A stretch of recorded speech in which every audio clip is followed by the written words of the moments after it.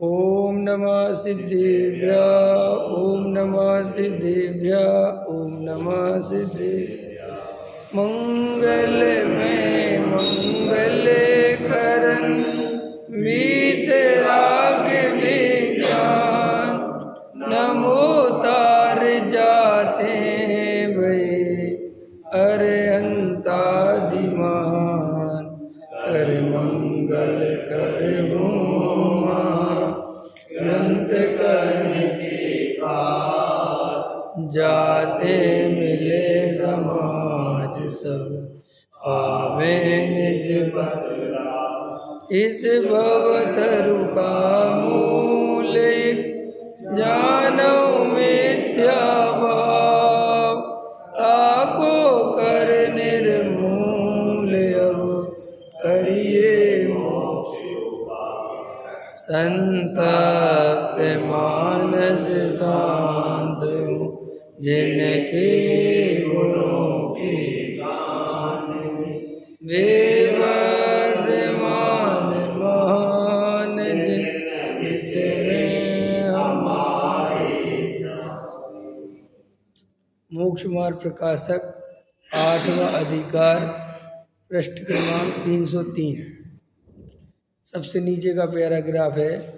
तथा अन्य मत में सर्वज्ञादिक यथार्थ ज्ञानियों के रचे हुए ग्रंथ बतलाते हैं, परंतु उनमें परस्पर विरुद्धता भाषित होती है। कहीं तो बाल ब्रह्मचारी की प्रशंसा करते हैं, कहीं कहते हैं पुत्र बिना गति नहीं होती, सो दोनों सच्चे कैसे हों। ऐसे कथन वहाँ बहुत पाए जाते हैं तथा उनमें प्रमाण विरुद्ध कथन पाए जाते हैं। जैसे मुख में वीर्य गिरने से मछली के पुत्र हुआ, सो ऐसा इस काल में किसी के होता दिखाई नहीं देता और अनुमान भी नहीं मिलता। ऐसे कथन भी बहुत पाए जाते हैं। यदि यहाँ सर्वज्ञादिक की भूल माने तो वो कैसे भूलेंगे, और विरुद्ध कथन मानने में नहीं आता, इसलिए उनके मत में दोष ठहराते हैं। ऐसा जानकर एक जिन मत का ही उपदेश ग्रहण करने योग्य है। अनियोगों का अभ्यास क्रम, वहाँ प्रथमान योग आदि का अभ्यास करना, पहले इसका अभ्यास करना फिर इसका करना, ऐसा नियम नहीं है, परंतु अपने परिणामों की अवस्था देखकर जिसके अभ्यास से अपनी धर्म में प्रवृत्ति हो उसी का अभ्यास करना। अथवा कभी किसी शास्त्र का अभ्यास करें, कभी किसी शास्त्र का अभ्यास करें, तथा जैसे रोजाना मच्चे में अनेक रकमें जहाँ तहाँ लिखी हैं उनके खाते में ठीक खतौनी करें तो लेन देन का निश्चय हो। उसी प्रकार शास्त्रों में जो अनेक प्रकार का उपदेश है, जहाँ तहाँ दिया है उसे सम्यक ज्ञान में यथार्थ प्रयोजन सहित पहचाने तो ये तहत का निश्चय हो। इसलिए स्यात् पद की सापेक्षता सहित सम्यक ज्ञान द्वारा जो जीव जिन वचनों में रमते हैं वे शीघ्र ही शुद्धात्म स्वरूप को प्राप्त होते हैं। मोक्ष मार्ग में पहला उपाय आगम ज्ञान कहा है। आगम ज्ञान बिना धर्म साधन नहीं हो सकता, इसलिए तुम्हें भी यथार्थ बुद्धि द्वारा आगम का अभ्यास करना, तुम्हारा कल्याण होगा। अभी टोटोमल जी ने 8वां अधिकार समाप्त हो गया यहाँ पर, और ये बता दिया कि अनियोगों का कोई अभ्यास क्रम ऐसा नहीं है कि पहले प्रथमानियोग पढ़ो के कर्णानियोग के चरणानियोग के द्रव्यानियोग। वो तो कह रहे कि तुम अपने परिणामों की स्थिति देखो, ख्याल में आया कि नहीं आया।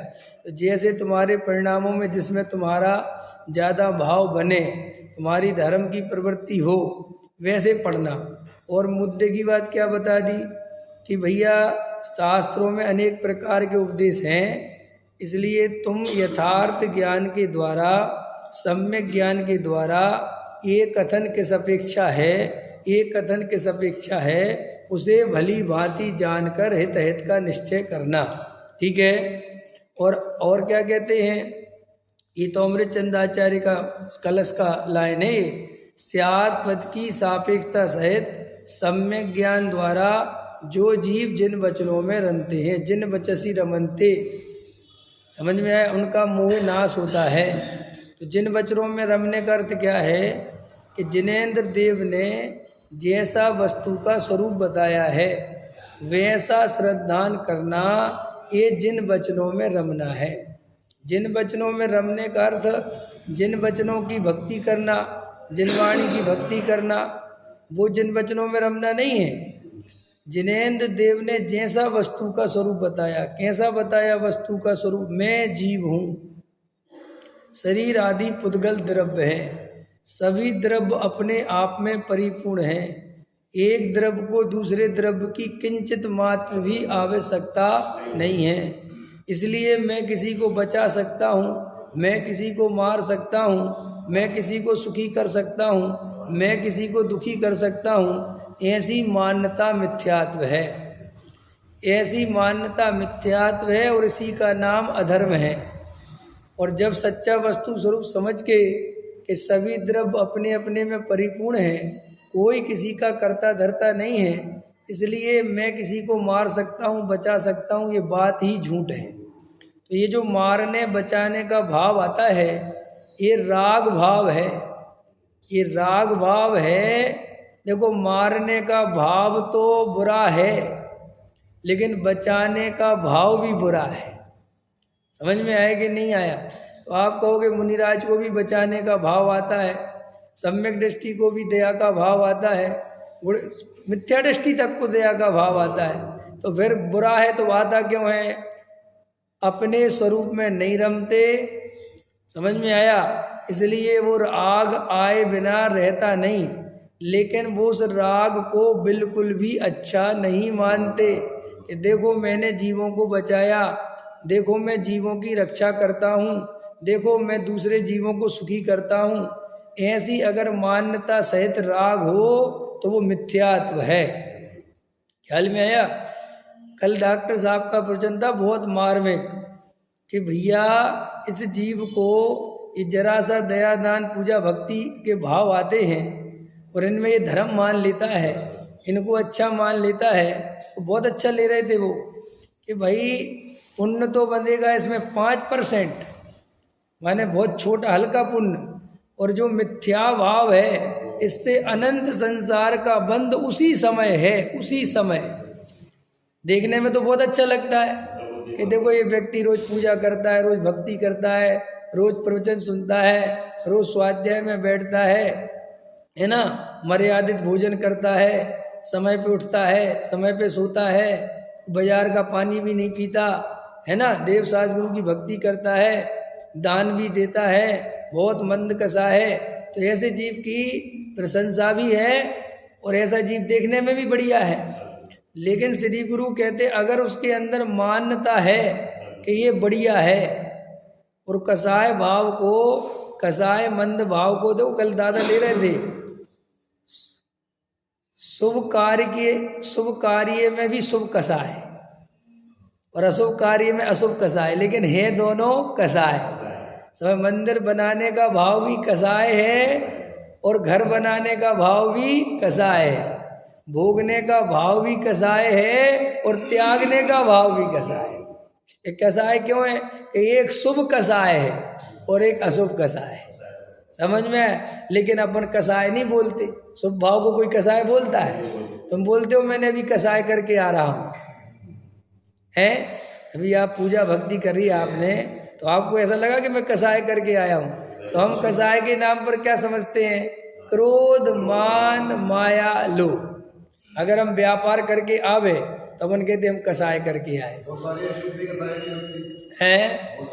हाँ बड़ा, इसी बहुत अच्छा, मैं इसी पे बोल रहा था कि अशुभ में भी बहुत सिलेक्टेड वो कसाय लगते, जैसे क्रोध कर दिया, अरे यार मैं बड़ा कसाय कर, समझ? लोभ कसाय तो कसाय नहीं लगती, लोभ कसाय है ना, लोभ वो किसी को कसाय नहीं लगती। तुम्हें पैसे कमाने का बहुत तीव्र भाव है, तुम्हें नहीं लगता यार बहुत कसाय है? तुम्हें बहुत महल मकान बनाने का, पैसा जोड़ने का, सोना खरीदने का, है ना, साड़ियाँ इकट्ठी करने का, परिग्रह करने का, किसको लगता है जी कसाय? और कसाय तो सिर्फ क्रोध लगती है, माने वो मान, मायाचारी और लोभ, ये कसाय ही नहीं लगती। खूब धड़ल्ले से लोग मायाचारी करते हैं, किसी को नहीं लगता कि मैं कसाय कर रहा हूँ। अच्छे अच्छे ब्रह्मचारी त्यागी वृत्तियों को नहीं लगता। समझ में आया? फिर शुभ भाव कहाँ से कसाय लगेगा? जब अशुभ भाव कसाय नहीं लग रही तो शुभ भाव कसाय कैसे लगेगी? बोलो, हैं? ये मान के लिए पैसा देते हैं, पद प्रतिष्ठा के लिए मरे जाते हैं मंदिरों में, चुनाव लड़ते हैं, किसको लगता है कि हमें कसाय है? लोग उल्टा कहते हैं कि अजी ये कसाय थोड़ी है, हम तो ये मंदिर की भलाई के लिए कर रहे हैं। अब बोलो अशुभ भाव भी जिसे कसाय नहीं लगती उसे शुभ भाव क्या कसाय लगेगी? और जबकि देखो मजेदार बात रमेश जी, वस्तु स्वरूप ये है कि शुभ भाव भी कसाय है। अब कसाय क्यों है शुभ भाव? शुभ भाव इसलिए कसाय है कि वस्तु का स्वरूप ऐसा है नहीं जैसा वो भाव है। जैसे देखो, मुझे किसी जीव को बचाने का भाव आया तो बचा सकता नहीं, वस्तु स्वरूप क्या है? बचा सकते हो क्या किसी जीव को? और तुम्हें भाव आया बचाने, तो वस्तु स्वरूप के विपरीत हुआ कि नहीं हुआ? विरुद्ध भाव हुआ कि जो तुम कर नहीं सकते और करने का भाव, तो वो चाहे शुभ हो चाहे अशुभ हो, वो वस्तु स्वरूप के विपरीत है कि नहीं? तो चलो आ तो गया, लेकिन तुम्हें ये तो पता रहे कि ये वस्तु स्वरूप नहीं है, ये भाव करने योग्य नहीं है, ये मेरी कमजोरी से भले ही आ रहा है, लेकिन मैं किसी जीव को बचा सकता नहीं, मैं किसी जीव को मार सकता नहीं। कम से कम ये श्रद्धा तो रहे तो सम्यक दर्शन बना रहे। क्या कहा मैंने? देखो भाई, शुभ भाव से और अशुभ भाव से सम्यक दर्शन नहीं। अब एक बात बोल ही देता हूँ, कई लोग पता है प्रवचन सुनते हैं ना, रोज रोज प्रवचन सुनते हैं ना आप लोग, दिनेश जी, तो पता कहते यार रोज बैठ जाते हैं शुभ भाव मुझे कभी कभी खुद ही लगता है कि आदमी बोर हो जाता होगा कि जब देखो प्रवचन में बैठो बस शुभ भाव की उड़ाने लगते हैं और उनकी एकता बताने लगते हैं, और बस ये बुरे हैं, इनमें धर्म नहीं है, भाई इसमें चालू हो जाते और यही चलता है, रोज यही चलता लगता है ना कहीं। लेकिन पता है ये हम चलाने के लिए नहीं चलाते, हम कोई ऐसा नहीं है कि हमें कोई शुभ भाव से कोई तकलीफ है। सच्ची बात ये है कि हमारा जीवन इस शुभ भाव के नाम पे चला जाता है। हम जो असली आत्मा है वहाँ तक पहुँच नहीं पाते, वो इसलिए वो बार बार जिक्र आता है। तो कई लोग तो जो थोड़ी मंद बुद्धि हैं वे तो सो जाते हैं। समझ में आया कि नहीं आया? वे कहते अरे वही बातें हैं सब। और कई लोग तो ऐसे भी होते हैं कि सुन सुन के इतने चिकने घड़े हो जाते हैं कि अंदर भेद ज्ञान नहीं करते, कोई आत्मानुभव नहीं करते, बस ये 10-20 लाइनें सीख लेते हैं और मुमुक्षु बन जाते हैं। कौन सी? शुभ भाव है, त्रिकाली ध्रुव के अलावा धर्म कहीं नहीं है, सारा धर्म आत्मा में है। पर द्रव को आज तक मैंने छुआ नहीं, छू सकता नहीं, छूने की व्यवस्था नहीं। समझ में आया कि नहीं आया? और क्रिया कांड से ना मिले यह आत्म अभिराम, ज्ञान क्रिया से सुलभ है यह चेतन अभिराम। ऐसी 10-20 बातें सुनते हैं और ये गाना बजाते रहते हैं, अनुभव कुछ नहीं करते, वे वेद ज्ञान कुछ भी नहीं करते, और वे सोचते हैं कि हमें सच्चा धर्म समझ में आ गया। अरे भाई सच्चा धर्म समझ में नहीं आया। अगर सच्चा धर्म समझ में आ गया होता तो आत्मानुभव हो गया। फिर ये तो रोज सुन सुन के और वे अशुभ भाव की निंदा सुन सुन के, अशुभ भाव की निंदा सुन सुन के तू सोचता है कि तू बड़ा धार्मिक हो गया। देखो मैंने कई दफ़े प्रवचन किया है कि शुभ भाव को गाली देने से धर्म नहीं हो जाता, शुभ भाव को बुरा है बुरा कहने से धर्म नहीं हो जाता।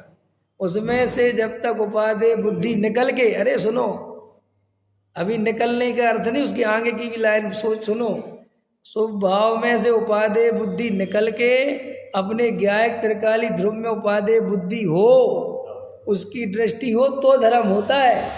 जैन धर्म खाली छोड़ने का धर्म नहीं है, ग्रहण भी होना चाहिए बराबर से, तो धर्म होता है। नहीं समझ में आया? दया दान पूजा भक्ति में कोई धर्म नहीं है, तो तुमने दया दान पूजा भक्ति छोड़ दी तो धर्म हो गया। अरे भैया कैसी बातें करते हो? ना इनको करने से धर्म होता है, ना इनको छोड़ने से धर्म होता है। जब जीव इन विकारी भावों को, इस शुभ अशुभ परिणाम को, शरीर को, संयोग को अपने से भिन्न जानकर अपने चैतन्य स्वभाव की दृष्टि करता है, अपने त्रिकाली ध्रुव ज्ञायक का श्रद्धान करता है, उसकी अनुभूति करता है, सच्चा तत्व निर्णय करके आत्मानुभव करता है, तब जाके धर्म होता है। समझ में आया? ये तो सीधी सी बात है। वे शुभ भाव को धर्म मान में लगे हुए हैं और तुम शुभ भाव में धर्म नहीं है ये कहते बस हो, लगे उसी में हो। दीर्घकाली ध्रुव पर दृष्टि तुम्हारी भी नहीं, इससे क्या फर्क पड़ता है। वे व्यवहार के कथन कर करके खुश हैं, तुम निश्चय के कथन कर करके खुश हो। बराबर। तो देखो नहीं, आप समझो विजय जी, सम्यक दर्शन हुए बिना जीव शुभ में लग ही नहीं सकता। सही बात ये है, असली बात तो शुभ में ही लगे हुए हैं। इसलिए मैं कहता हूँ कि तुम जो इस शुभ अशुभ का चक्कर पालते हो, ये तो तुम्हारा चक्कर ही दो कौड़ी का है। देखो एक बात बताओ, जब तक मुझे अपने त्रिकाली ध्रुव ज्ञायक भगवान आत्मा की प्रतीति नहीं होगी, जब तक मुझे मेरा सुख मेरे में नहीं दिखेगा, तो मेरे अंदर से शुभ भाव आएगा कहाँ से। वो तो मैं ऊपर ऊपर भले ही शुभ भाव करूंगा, अंदर गहराई में तो क्या बना रहेगा, अशुभ। कैसे मान के चलो, सुनो सुनो, तुमने मंदिर में आए और यहाँ पर कोई मंदिर में कार्यक्रम हो रहा है और तुम्हें उनने कहा कह रहे भैया ये पैसा तो सब बेकार है, फलाना है ठिकाना है, तुम जो लोग कसाए छोड़ो, दान दो, ये करो वो करो, ऐसे तुम्हें जो भी बोलते हैं बोला, तो तुमने कहा लिख लो जी हमारे 51,000 रुपये। तो तुमने शर्मा शर्मी देखा देखी जो भी हो समझ दे दिए। तो देखो जे जो शुभ भाव किया ना, ये बहुत ऊपर तल पे है। क्या ये जो दान देने का भाव किया 51,000 रुपये, ये बहुत ऊपरी तल पे है। अंदर में पैसे में सुख बुद्धि अभी भी बैठी है, इसलिए सब नहीं दिया उतना ही दिया। 10 करोड़ था, 50 लाख था, उसमें से 51,000 दे दो। फिर जैसे ही दिया तो तुरंत फिर कमाने चले गए। और लोग ऐसे ही करते हैं। और फिर वे लोग और ज़्यादा दान देने लगते हैं, जिनको कहीं ना कहीं ऐसा निमित्त नैमित्तिक संबंध ख्याल में आने लगे कि जब से मैंने दान दिया है तब से मेरी दुकान दुगनी चलने लगी है। समझ, अगर ये मान्यता उसकी उस दान देने से पुष्ट हो जाए तो फिर वो दान देने में और आगे आ जाता है। तो अब एक बार बताओ, वो शुभ भाव है कि व्यापार है? अशुभ भाव नहीं नहीं, वो तो है ही। मैं कह रहा हूँ वो शुभ भाव है, वो दान है कि व्यापार है? व्यापार, इन्वेस्टमेंट। कि भाई मैं मंदिर में 20 रुपये डालता हूँ और भगवान मुझे 40 का फायदा कराता है, तो वो भगवान को कहाँ दिया? ऐसे तो हम शेयर मार्केट वालों को भी देते हैं, सबको ही देते ना। अगर हम आपसे कहें कि भैया जी लाओ आप मुझे 20,000 रुपये दो, मैं आपको 1 महीने में 40,000 कर, तो आपको ले लो क्या? 10 रुपये दोगे वो 10 लाख देगा। बोलो, 1 रुपया दोगे 10 रुपया देगा राम है। अब आपको ऊपर से तो लगता है कि जो दान कर रहा है वो दान नहीं करता, वो व्यापार। ऐसे ही शुभ भाव क्या है? अज्ञानी के सारे शुभ भाव व्यापार हैं। शुभ और अशुभ से व्यापार मेरा चला करता, सुना है वो? नहीं, वो शुभ अशुभ की ज्वाला नहीं, उसी में लाइन है ना, शुभ और अशुभ की ज्वाला से झुलसा है मेरा अंदर, वो तो है ही। और एक और है उसमें, शुभ और अशुभ की वाणी से मेरा व्यापार चला करता, आश्रव का द्वार खुला रहता है, ऐसा ना कुछ है ना। तो ये जो अज्ञानी शुभ भाव करता है, वास्तव में उसके शुभ भाव अंदर से नहीं होता, वो तो शुभ भाव बाहर में देखा देखी। ये देखो भैया, सब मंदिर जाते हैं और शास्त्रों में लिखा है कि मंदिर पूजा पाठ करने से जीव के शुभ भाव बनता है, शुभ कर्म बनता है, पुण्य बनता है, और पुण्य के उदय से सुख मिलता है। तो देखो उसकी मूल में तो वही अभिप्राय है। और ये कोई अपन की बात नहीं है, ये तुम जाके सर्वे करवा लो। और खाली जैन धर्म की बात नहीं है, सारे धर्मों में जितनी भी भगवान की पूजा भक्ति अर्चना हो रही है, वो इसी अभिप्राय से हो रही है कि हम भगवान की पूजन भक्ति करते हैं तो हमें अनुकूल सामग्री मिलेगी। और भगवान से जितने भी अतिशय क्षेत्र हैं, यहाँ जनता बन नहीं रही। क्या क्या रखा उन अतिशय क्षेत्रों में? बस ये मान्यता बना दी जाती है कि तिजारा वाले, महावीर वाले, अही क्षेत्र वाले, पारसनाथ तुम्हारे दुख हर लेंगे। भागता है बेचारा, और क्या है। तो ये तो आप भूल जाओ। इसलिए लोग कहते साहब सम्यक दर्शन तो बाद में कर लेंगे, हमें शुभ में रहना चाहिए कि अशुभ में रहना चाहिए। अरे भाई, सम्यक दर्शन के बिना तू गारंटी से अशुभ में ही रहेगा। करेगा क्या? शुभ भाव कैसा आधार पे करेगा? इसीलिए अपन को गहराई से बात समझनी चाहिए, निर्णय करना चाहिए कि ये शुभ भाव धर्म तो है ही नहीं। और कोई प्रश्न करे कि स्वभाव बुरा क्यों है, कि भैया इसलिए बुरा है कि कर्म बंद होता है, वो तो एक अपेक्षा है, वस्तु स्वरूप के विपरीत है। समझ में आया? उतना ही पराधीन है जितना स्वभाव। देखो स्वभाव पराधीन है कि नहीं, बोलो। अगर तुम्हें दया करनी हो तो तुम्हें दूसरा चाहिए कि नहीं चाहिए? स्वभाव करने के लिए परद्रव्य चाहिए कि नहीं चाहिए? स्वद्रव्य के आधार से स्वभाव हो सकता है? बताओ मंजू जी, इंपॉर्टेंट प्रश्न है, बताओ। स्वभाव है, स्वभाव, पहले सुनो ध्यान से। जो स्वभाव है वो पर के आश्रय के बिना हो सकता है? नहीं हो सकता। वो शुभ शुभ में कन्वर्ट हो गया ना, अपना आश्रय ले लेते हैं। क्योंकि पर में आश्रय लेना ही पड़ेगा। अगर तुम्हें दया दान पूजा भक्ति करनी है तो पर चाहिए ना, करोगे किसके लिए? दया करो पहले अपने पर, तो अपनी दया तो सम्यक दर्शन है। अपनी दया क्या है? दया करो पहले अपने पर, आराधन से नहीं चुको।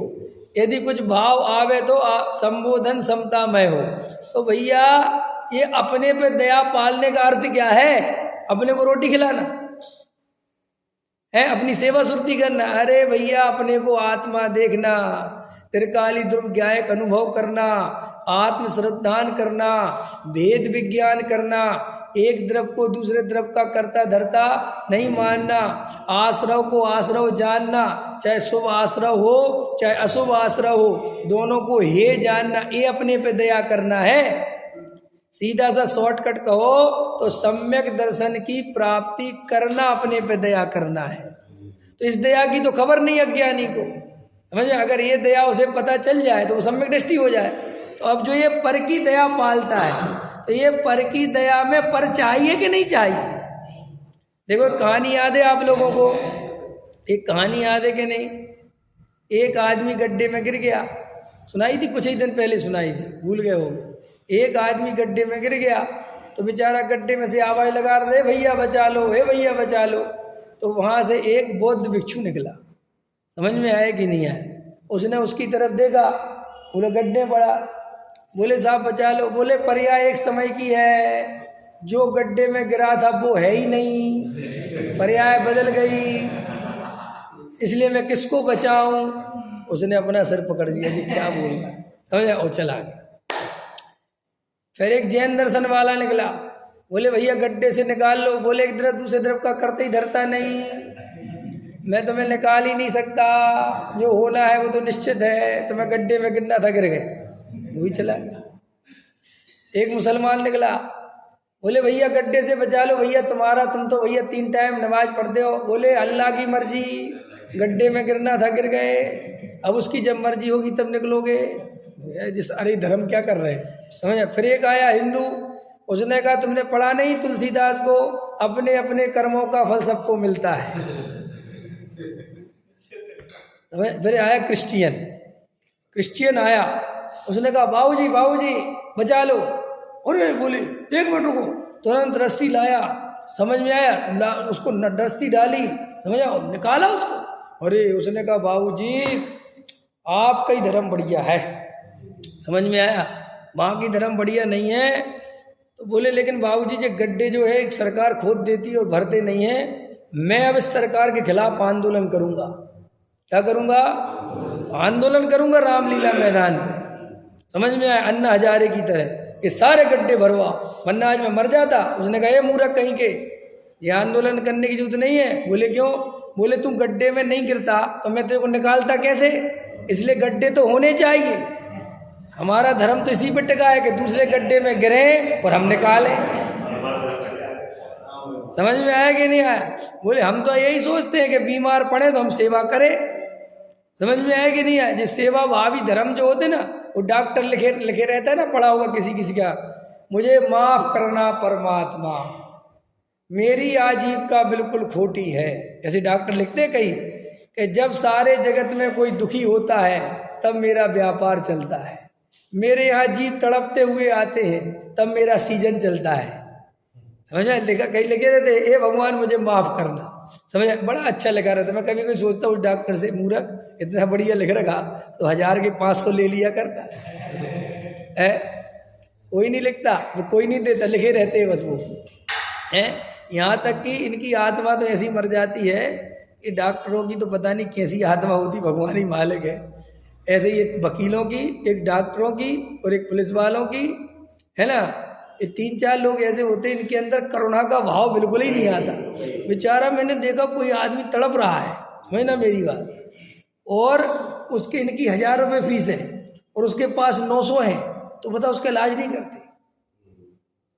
मैंने एक ऐसा अकाउंट नहीं बना के चलते कि कोई ऐसा गरीब एक आध आ जाए, कोई तकलीफ हो तो उसको उस खाते में जमा करके कर देना।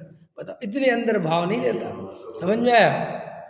तो मैं क्या समझा रहा था कि भैया ये शुभ भाव, ये जो है ये पराश्रय भाव है और वस्तु स्वरूप के विपरीत है। कि क्यों? कि सच्ची बात तो ये है कि कोई किसी को मार सकता है, बचा सकता है, सुखी कर सकता है, ये मान्यता ही मिथ्यात्व है। होता तो जीव स्वयं की योग्यता से सुखी दुखी है, कर्म के उदय से भी सुखी दुखी नहीं होता। कर्म का उदय निमित्त है, सुखी दुखी तो जीव अपनी योग्यता से होता है। और मैं क्या मानता हूँ कि मैं तुम्हें सुखी कर दूंगा, ये मिथ्यात्व है।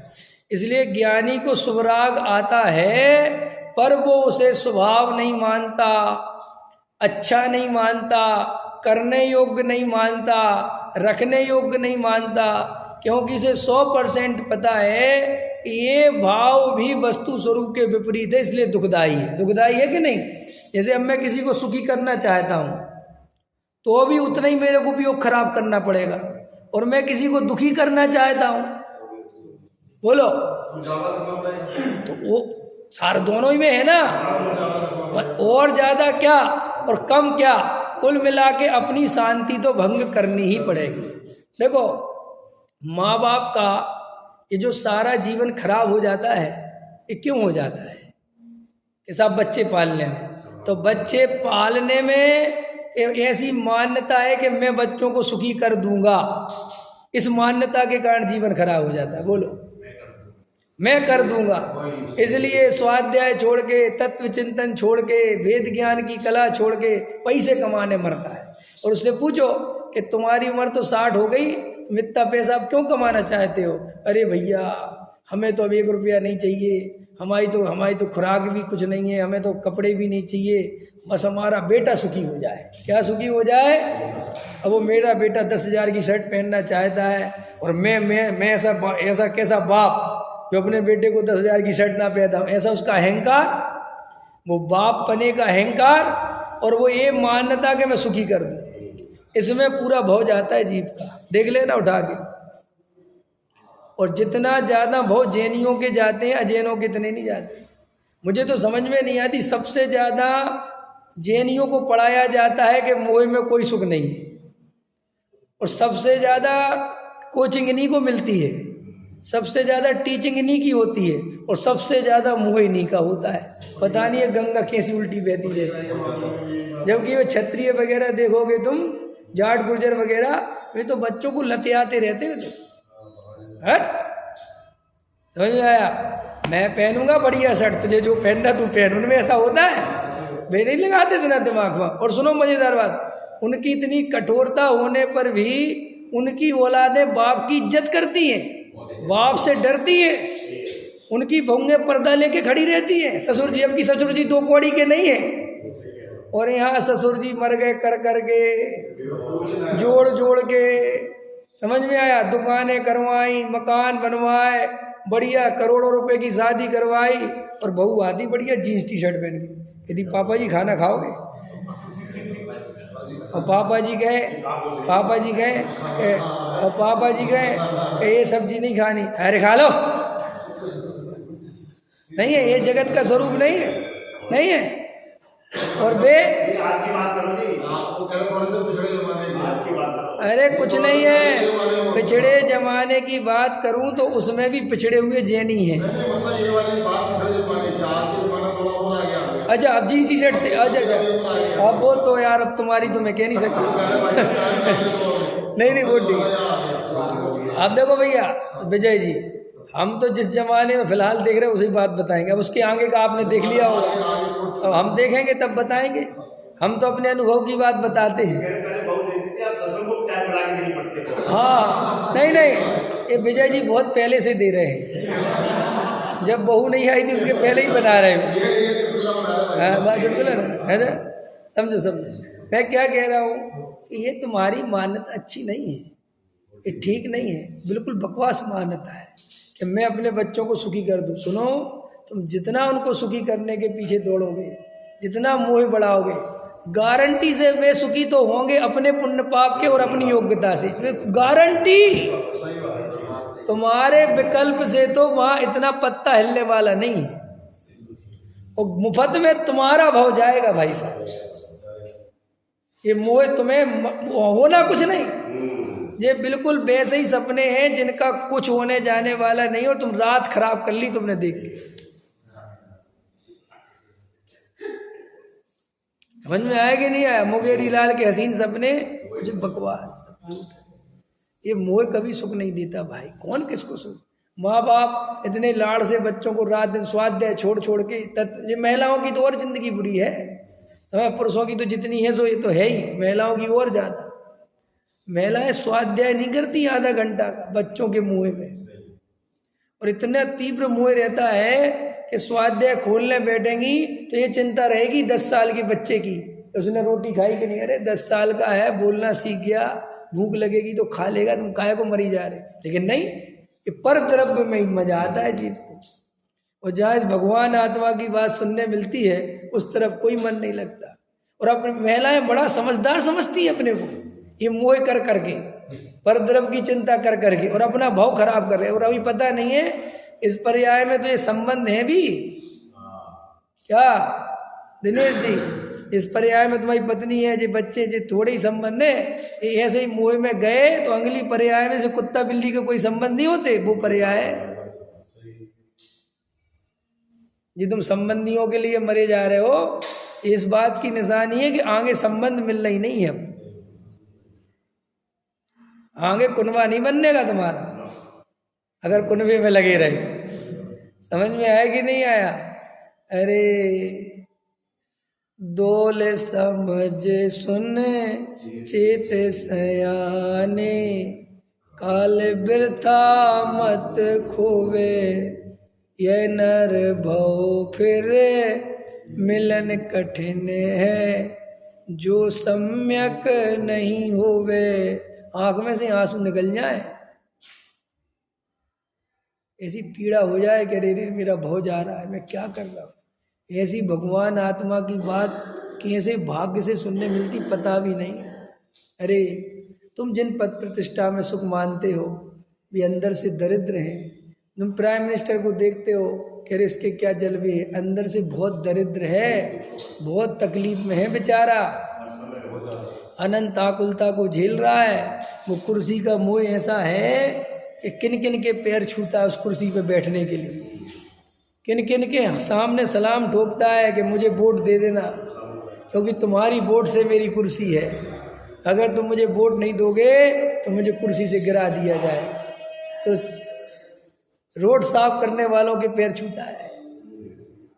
ये नेता निकलते कभी भी देखना तुम नेताओं को, कभी तुम्हारे यहाँ से नेता वेता निकले तो रोड पे झाड़ू लगा रहा होगा जो आदमी, उसी के जाके पैर छू लेगा और वो आशीर्वाद देता है, कहता खुश रहा। हाँ तो तुम मंजू जी तुम इनको सुखी कहते हो, तुम इनको सुखी कहते हो, तुम्हें सुखी दिखते है। अरे रात दिन अंदर दरिद्र हैं। जितने पद प्रतिष्ठा वाले लोग हैं, जैसे बड़े सेठ, जो पंडित विद्व, क्या है जिनका नाम ख्याति लाभ पूजा होती है और मिथ्या दृष्टि हो, तो इनसे ज़्यादा दुखी खोजना मुश्किल है पूरी दुनिया। अरे अपन कितने आनंद में जी रहे, कोई लेना नहीं कोई देना नहीं। समझ में आया? अभी देखो अंदर में निर्णय करो, इस सब इनकी दरिद्रता देखो। अरे हम किसी को सुखी कर देंगे, कोई हमें सुखी कर देगा। देखो एक तो हमारी एनर्जी काय में जाती है कि हम दूसरे को सुखी कर दें, और एक एनर्जी काय में जाती है, ये दीनहीन भाव काय में आता है कि दूसरा हमें सुखी कर देगा। समझ में आया? इसलिए पत्नी जरा सी नाराज हो जाए तो पति को बेचैनी बढ़ जाती है। क्यों? या पति नाराज हो जाए तो पत्नी को बढ़ जाती है। क्यों? उसको लगता है यही तो मुझे सुखी करेगा। समझ में आया कि नहीं है? तो दीनहीन भाव घेरता है, उसके सामने आई एम सॉरी सॉरी करता रहता है। समझ में आया? और बड़े आदमी के सामने गिड़गिड़ाता, बाबूजी बाबूजी बाबूजी। काहे का बाबूजी भाई? इसीलिए तो बाबूजी कह रहे हैं कि कहीं आशा है कि जी हमें, इसलिए बड़े बड़े पंडित विद्वान भी बाबूजी बाबूजी करते रहते हैं सेठियों को। बाबूजी बाबूजी, काहे का बाबूजी? बहुआरम परिग्रह जिसके पास है वो बाबूजी है कि जिसके पास वीतराग भाव है वो बाबूजी है? अरे सम्यक दृष्टि बाबूजी कहो तो चलेगा, मिथ्या दृष्टियों को काहे के बाबूजी भाई हैं?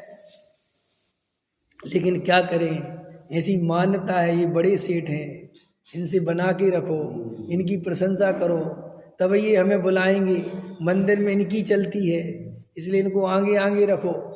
समझ में आया? सब समाज के सामने इनके गीत गाओ तभी, और ऐसा ही होता है संसार। समझ में आया? तो ऐसी मान्यता से जीता है, क्योंकि दिखता है ना ऐसा निमित्त नैमित्तिक संबंध, लेकिन सच्ची बात है वो कर्ता कर्म संबंध नहीं है।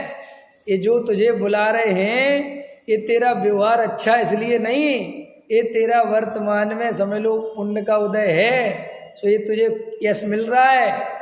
तेरी मायाचारी के कारण यश नहीं मिल रहा है।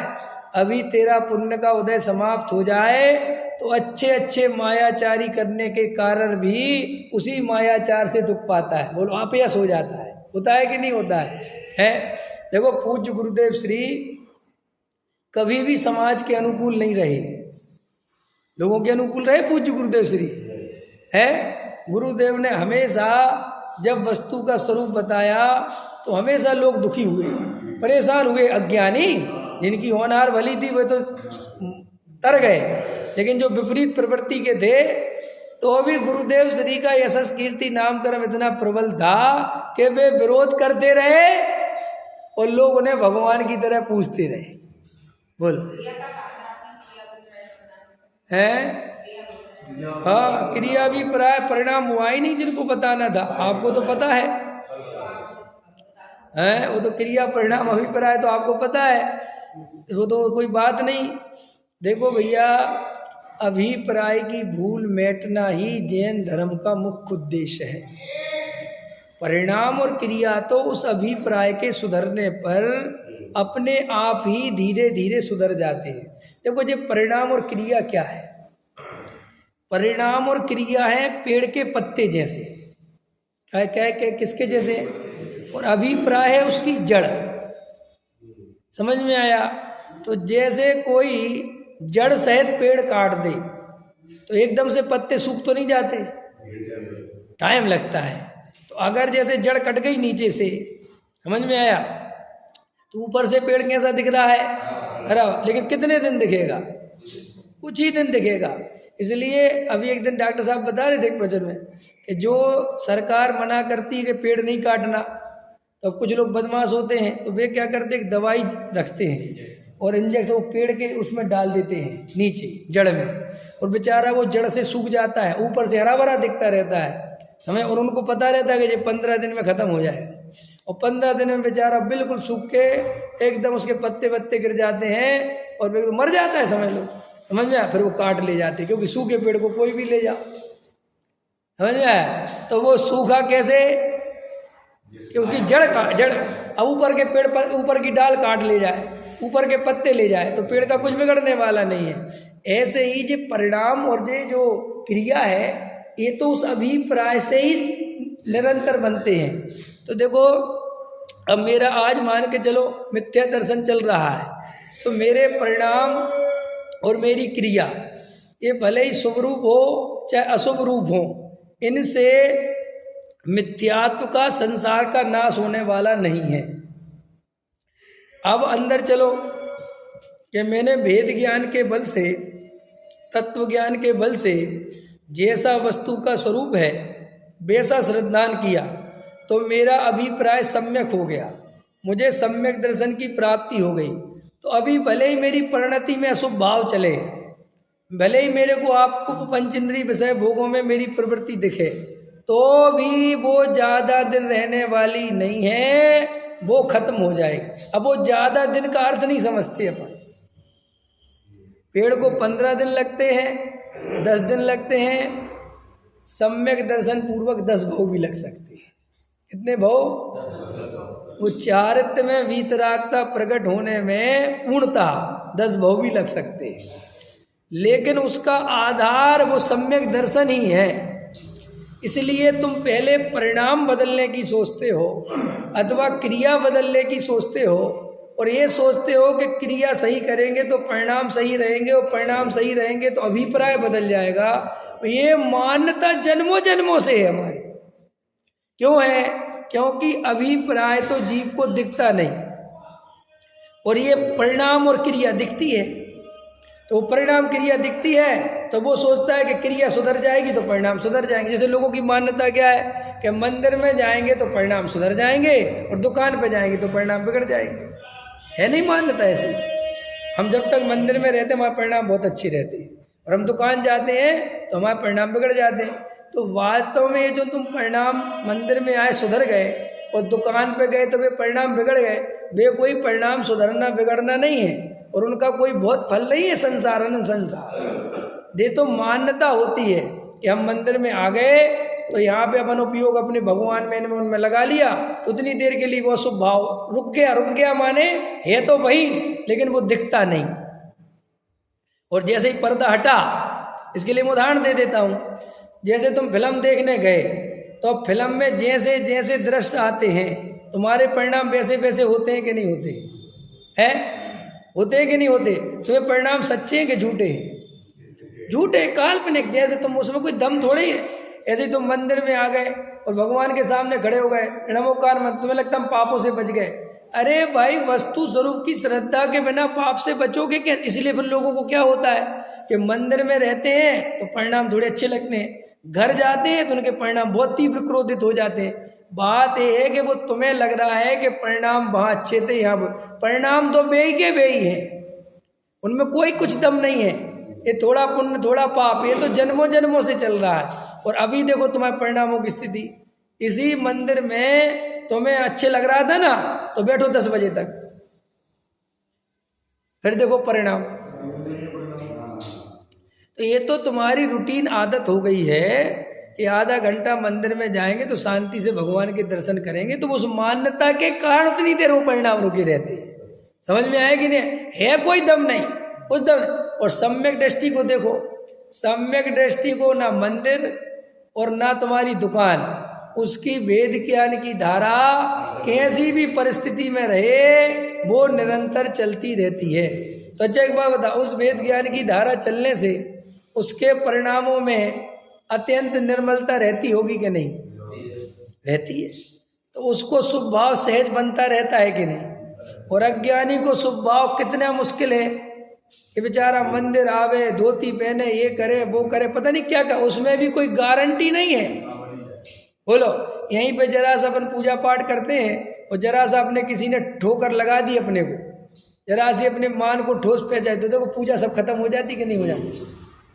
होती है कि नहीं होती है? अभी देखो आप इतना स्वाध्याय शांति सुन रहे हैं, मैं जरा सा एक अपशब्द बोल दूं आपके लिए, बोलो आपको एकदम ऐसा लगता है ना बंद कर, कितनी कसाय भड़क जाती। तो भैया ये कसाय कोई परिणाम बदलने से, क्रिया बदलने से, कोई द्रव्य क्षेत्र काल भाव बदलने से नहीं बदलता है। असलियत में ऊपर ऊपर से बदला लगता है। कई लोग पहाड़ों पे चले जाते हैं, जंगल में चले जाते हैं और कहते हैं कि हमारा तो बहुत आनंद आ गया, अब बहुत अच्छा हो गया। तो वो कितनी देर है? वो तो भैया तुम गांव नगर से, ग्राम से दूर चले गए हो और वहाँ थोड़ा ऑक्सीजन बढ़िया है, कोई है नहीं, तो तुम्हें शांति शांति लगती है। लेकिन वो आत्मा की शांति नहीं है, वो स्वभाव से प्रकट नहीं हुई है, वो तो वहाँ के द्रव्य क्षेत्र काल भाव के निमित्त से वहाँ तुम्हें कसाय प्रकट करने का कोई निमित्त नहीं बचा। समझ में आया? इसलिए वो कसाय दिखती नहीं है। और वहीं अभी तुम्हारी व्यवस्था बिगड़ जाए, कहाँ? उसी पहाड़ पे रोटी नहीं मिले, समझ में आया? अनुकूल साधन नहीं मिले तो तुम्हें उसी पहाड़ में बेचैनी होने लगेगी। होता है कि नहीं होता है? हैं? सम्मेद से करके या किसी भी पहाड़ पे चढ़ो और धूप आ जाए तो कैसा लगता है?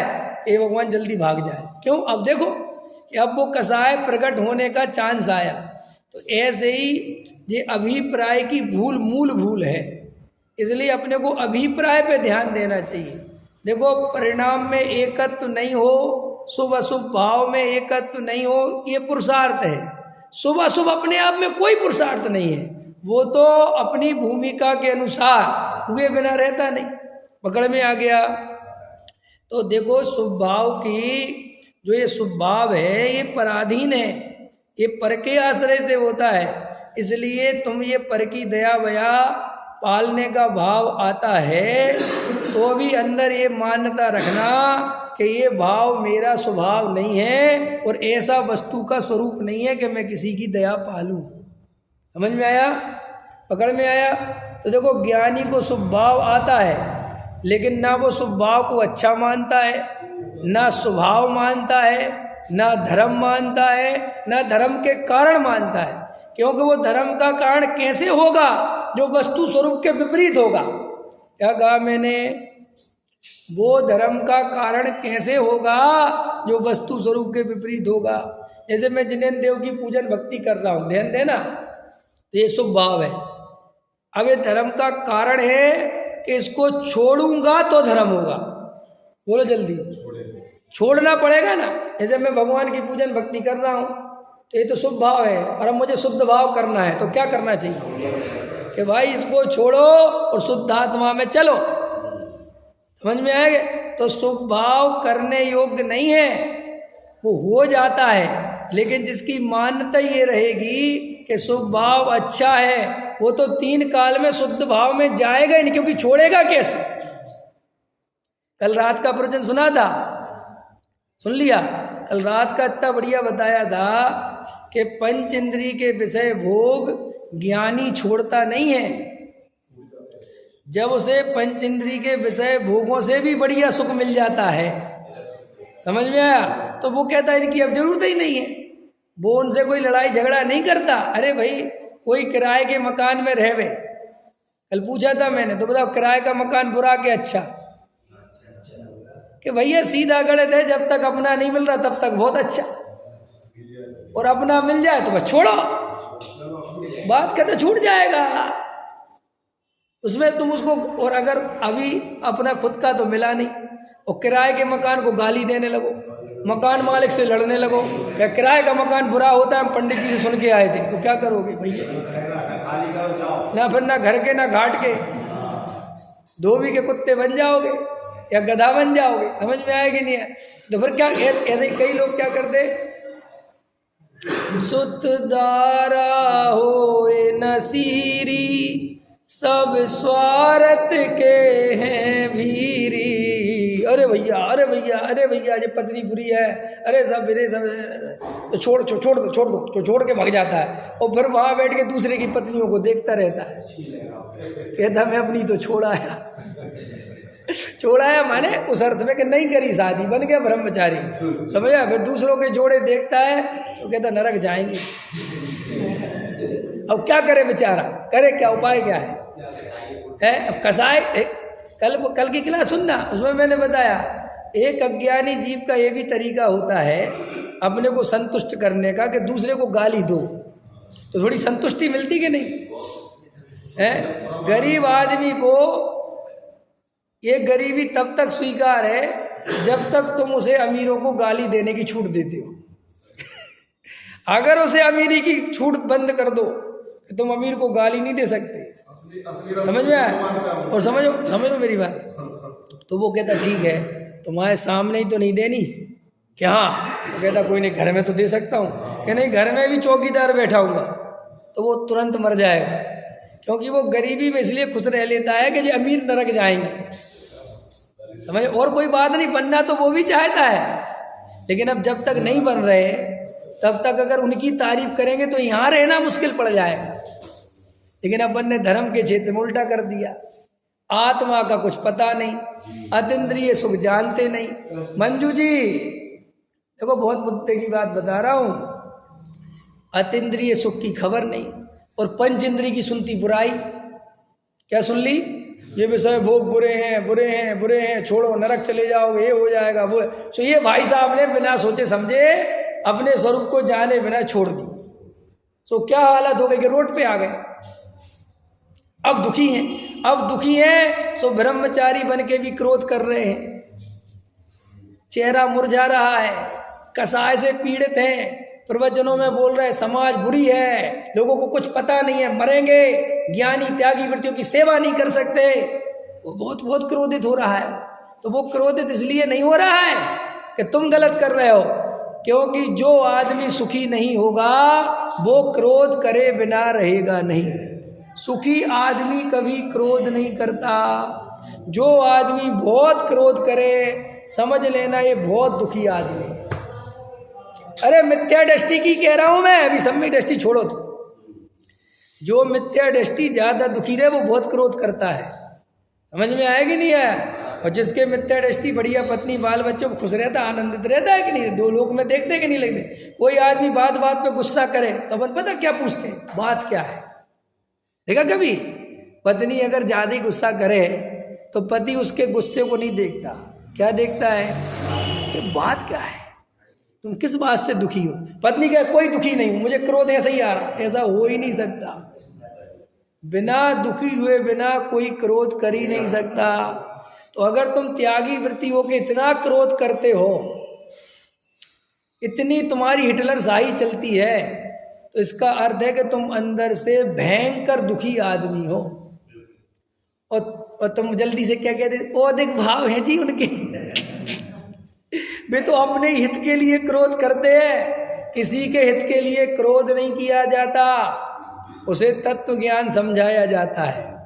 क्या कहा मैंने? उसको गाली नहीं दी जाती, उसको करुणा करके तत्व ज्ञान समझाया जाता है। देखो पूज्य गुरुदेव श्री का पूरा जीवन ही अद्भुत था। आपने कभी पूज्य गुरुदेव श्री को क्रोध करते देखा? देखा जरा सा भी क्रोध? हमेशा कहते, तो कोई कह रहा गुरुदेव ये आपको गाली दे रहे हैं, तो गुरुदेव कहते थे मुझे गाली दे रहा है इस बात का मुझे दुख नहीं है, मैं तो ये सोच रहा हूँ बेचारा इस तत्व का विरोध करके कहाँ जाएगा, मुझे बहुत करुणा आती है। एक बार गुरुदेव को कोई काले झंडे दिखा रहा था, गुरुदेव गाड़ी में जा रहे थे, वो काले झंडा दिखा रहा था। पता गुरुदेव ने गाड़ी रोक के देखा क्या हो रहा है, बोले साहब आपको काले झंडे दिखा रहे हैं, विरोध करने आए। तो पता गुरुदेव ने देखा नहीं, गुरुदेव कहले अरे बेचारे धूप में क्यों खड़े हैं, इनको छाया में कहो ना, छाया में खड़े हो गए ज्ञानी के तो ऐसे करुणा होती है। समझ में आया कि नहीं आया? एक ज्ञानी गुस्सा करता फिरे और तू अपने को ज्ञानी कहता है। तेरे माथे सल्लई पड़ी रहे, जब देखो तेरे चेहरे से क्रोध ही झलकता रहे, तेरे शिष्य तेरे चेले तुझको देख के घबराते रहे, तो तू गुरु है कि हिटलर है भाई?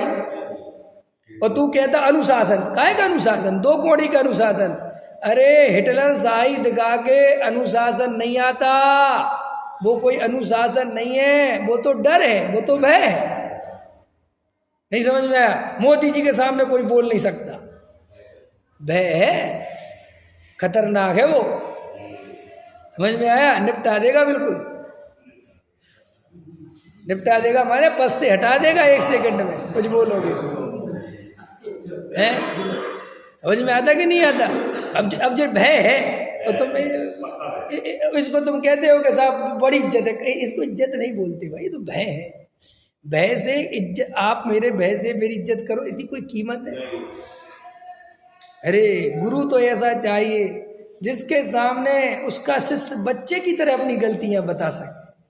अपने बच्चे होते ना, स्कूल से आते, पापा हमने ये गलती कर दी, पापा हमने ये गलती कर दी। समझ में आया कि ना? और पापा कुछ ज़्यादा गुस्से वाला हो तो बच्चे कुछ बताते ही नहीं, फिर अपनी माँ को बताते हैं। उनको लगना तो चाहिए कि जो हमारी सुनेगा। अरे तो भैया ये क्रोध विरोध ये सब दुखी होने के लक्षण हैं। तो ये पंच इंद्रिय के विषय भोग अगर ऐसे निंदा सुन के छोड़े जाते, इनकी बुराई करके छुड़वाए जाते, तो चौथे गुण स्थान का जन्म ही नहीं होता। फिर ये चक्रवर्ती, ये तीर्थंकर आदि चौथे गुण स्थान में रहते क्यों? ये तो 1 मिनट में जानते थे ना कि विषय भोगों में सुख नहीं है, तो छोड़ के क्यों नहीं चले गए? बोलो मंजू जी, आदिनाथ को पता नहीं था क्या पंच इंद्रिय के विषय भोगों में सुख नहीं है? पता था, फिर काय को 84 लाख 83 लाख कोटि पूर्व बने रहे, छोड़ नहीं सकते और सार्थ नहीं कर सकते थे, जा नहीं सकते थे। अरे तीर्थंकर थे ना, और खाली एक आदिनाथ की बात नहीं कर रहा मैं, 24 की बात कर रहा हूँ कि नहीं साहब वो 5 तो ब्रह्मचारी थे ना, पंच वाले थे, वे तो हुंडा और सरपणी का दोष है कि शादी नहीं हुई। शादी 24 की होती है। समझ में आया कि नहीं आया? अंदर समझ में आया? और वो भी नहीं हुई जिनकी 5 की, तो वे कौन से पहले दिन से ब्रह्मचारी बन गए थे? कौन से मुनि बन गए थे? वे पूरे टाइम तो घर गृहस्थी में ही रहे उस टाइम, बस वो शादी नहीं करी, बैराग आ गया। समझ में आया? अरे भाई वो कई लोग कहते हैं कि महावीर भगवान की आयु कम थी ना। समझ में आया? वो नेमिनाथ का प्रसंग बन गया। अरे ऐसा कुछ नहीं है, सब निमित्त के कथन है, अंदर से ही भाव नहीं आया तो नहीं आया। समझ में? नेमिनाथ को जब तक भाव रहा तो बारात लेके चलती है, और एकदम से भाव टूट गया तो छोड़ दिया। महापुरुष कभी भी किसी चीज की निंदा सुनकर छोड़ते नहीं और प्रशंसा छोड़ के ग्रहण करते नहीं। वे जब तक अंदर से निर्णय नहीं आए तो देखो, ज्ञानियों के लिए इसलिए जीवन में कोई तकलीफ नहीं होती। ज्ञानियों को निर्णय रहता है कि जब तक मेरा स्वयं का अतीन्द्रिय आनंद प्रकट नहीं हो रहा है तब तक ये पंच इंद्रिय विषय भोगों के बिना नहीं चलेगी। देखो कितना बड़ा। और अपन क्या करते हैं कि पंच इंद्रिय विषय भोगों की इतनी बुराई सुनते हैं कि बिना ही सोचे समझे व्रत ले लेते हैं, नियम ले लेते हैं। और फिर क्या होता है? रमेश जी ने भी बहुत व्रत ले रखे थे ना, क्या होता है? फिर पूछते हैं यार बात तो सही कहते, क्या करें, अब ले तो लिए थे, अब फंस गए। तो फंसे क्यों? हाँ तो अज्ञानता में फंसे थे, तो सम्यक ज्ञान हो गया तो निकल जाओ, क्या जरूरत? अब डर लगता है ये भैया इतने कर लिए और अब छोड़ेंगे तो मरेंगे। अब देखो सुना, अब इसके बोलने में मिथ्यात्व है, इसके बोलने में महामिथ्या कि क्यों? कि तू जड़ की क्रिया से धर्म मानता है। कैसे? कि तेरे परिणाम तो बिगड़ गए, तूने खुद ही स्वीकार कर लिया कि फंसे हैं, अब तो खाली वो क्रिया रह गई जो तू ढोता है। हो गया कि नहीं हो गया? तो वो क्रिया का कितना महत्व मानता है कि अगर ये क्रिया छोड़ दी तो सारा पाप लग जाएगा, और वो परिणाम बिगड़ रहे उससे पाप लग रहा होगा, वो नहीं लगता अपने। देखो कितनी खतरनाक बात, कितनी गहरी बात समझ में आ रही है आपको। मैंने उपवास किया और मेरे दिन भर रोटी खाने के परिणाम चलते रहे, इससे पाप नहीं मानता। लेकिन गलती से एक कोर खा लिया तो कहता मैं मर गया, मेरा उपवास भंग हो गया, जबकि उपवास भंग तो उसी समय हो गया। काय का उपवास है वो? समझ में आया कि नहीं आया? लेकिन अज्ञानी जीव की इतनी हिम्मत नहीं है, डरता है बहुत। वो कहता भैया ये विवेक के चक्कर में फंस ना जाऊं। समझ में आया? इसी चक्कर में फंसे रहो। समझ में आया? यही चक्कर ठीक है। हाँ वेरी गुड।